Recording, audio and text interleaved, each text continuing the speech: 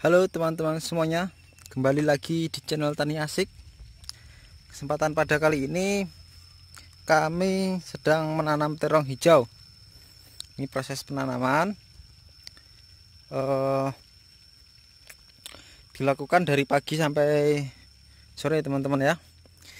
Ini usia semaian kurang lebih ada 25 hari. Segini besarnya teman-teman untuk terong hijau. Nah, ini terong ini kita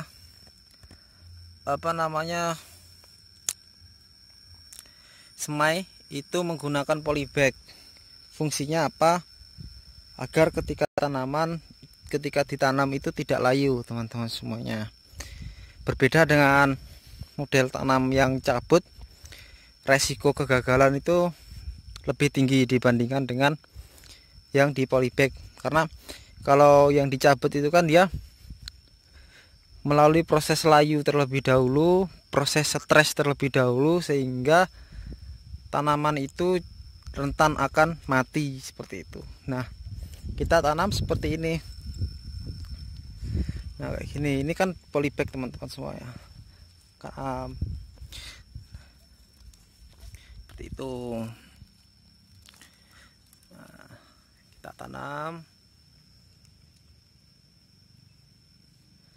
gitu aja gitu teman-teman, ditanam. Nah, polybagnya ini kita cari ini seperti ini teman-teman. Nah, di usia 25 hari akar sudah mulai menembus ke bawah. Jadi kalau misalnya sampai telat itu nanti pertumbuhan untuk tanaman kurang bagus teman-teman semuanya. Seperti terong lalap. Terong lalap saya itu pemindahannya terlambat sehingga tanaman itu posisinya bibit sudah terlalu tua dan ketika ditanam pertumbuhannya lebih lama. Nah, itu. Nah, proses penanamannya yang pertama teman-teman semuanya, sebelum ditanam ini saya ingatkan atau saya kasih tahu cara saya menanam. Itu yang pertama, setelah pupuk kandang dan pupuk kimia itu dicampur dengan rata, maka diberikan semprotan E4. Setelah diberikan semprotan E4, kita tunggu antara 2 sampai 3 hari. Setelah 3 hari kita hidupkan selang drip ini dan kita basahi lubangnya. Jadi sebelum tanam, tanah itu harus posisi jenuh, posisi terisi dengan tanahnya itu basah seperti teman-teman. Fungsinya untuk apa?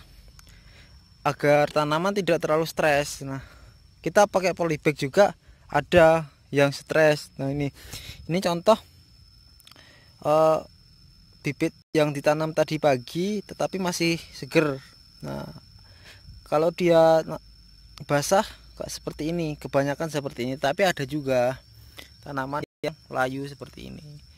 Biasanya tanaman layu yang seperti ini di dalam persemaian dia sudah tinggi, akarnya sudah terpanjang, ketika ditarik putus akarnya kayak gitu. Tapi nggak apa-apa, ini dia nanti hanya stres, nanti akan tumbuh normal gitu ya teman-teman. Nanti akan saya tunjukkan proses penyiramannya seperti apa.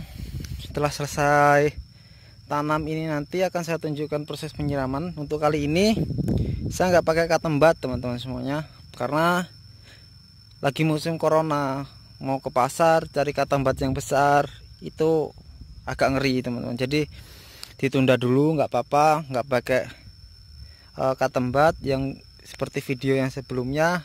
Kita coblos langsung saja. Jadi coblos itu dripnya kita coblos dari atas sampai bawah tembus kayak gitu. Nanti saya tunjukkan kalau udah selesai tanam itu tinggal 2 baris lagi kita tanam. Selesai nanti saya tunjukkan proses penyiramannya seperti apa.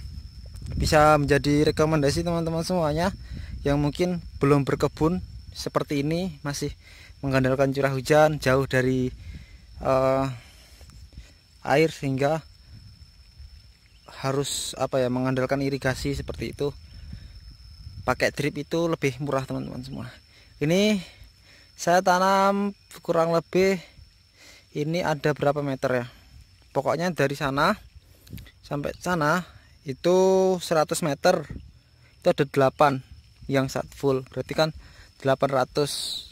Ini hitungannya 1 2 3 4 5 6 7 8 4 1200, sekitar 1500 meter ini saya tanam dengan jarak tanam 1 meter 25 kali 1 meter 25 cm. Nah itu habis kurang lebih drip itu hanya habis 4 teman-teman semua.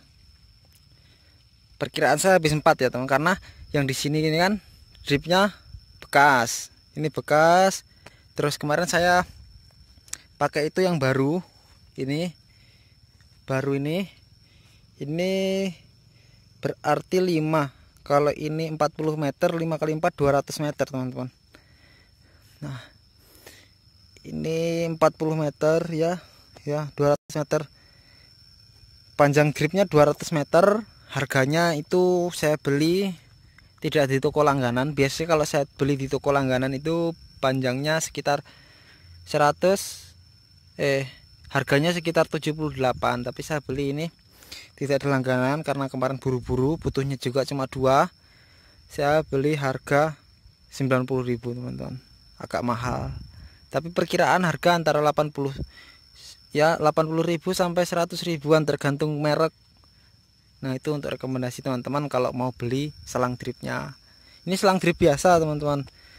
Silahkan kalau mau cari di toko pertanian, bilang mau cari selang drip, karena kemarin saya lihat di komentar banyak yang belum tahu selang drip itu apa, belinya di mana, kayak gitu ya.